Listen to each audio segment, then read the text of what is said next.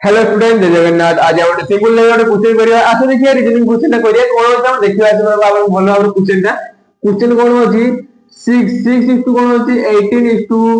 हमरो 18 our answer केते होबो हमरो ऑप्शन ए रो कोन होची 92 बी रो होची कोन 73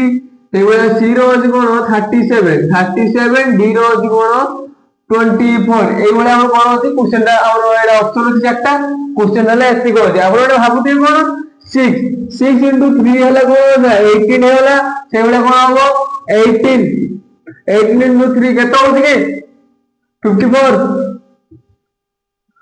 এর এর অপশন হচ্ছে কি 954 তাহলে এই অ্যানসারটা কোন ভুল হবে তাহলে কেই বলে এটা হবে আমরা কোন মনে ডাউট আসছে কিছু বলে তাহলে দেখিবা আসো কোন মানে কেই বলে এটা হচ্ছে কোন করে আমরা 6 होती 6 होती মানে কোন করে 6 रो स्क्वायर कर दे 6 रो स्क्वायर कर दे कोन होगे 6 रो स्क्वायर कर देला को कोन होगी 6 और 36 को कोन करिया 36 को 3 6 कर देले केते हला 18 हला ना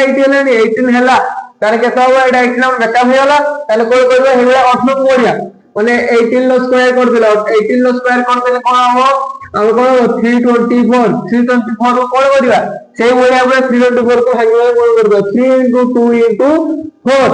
এইটা আমরা কোন করব 3 2 4 মানে এটা কত হচ্ছে কি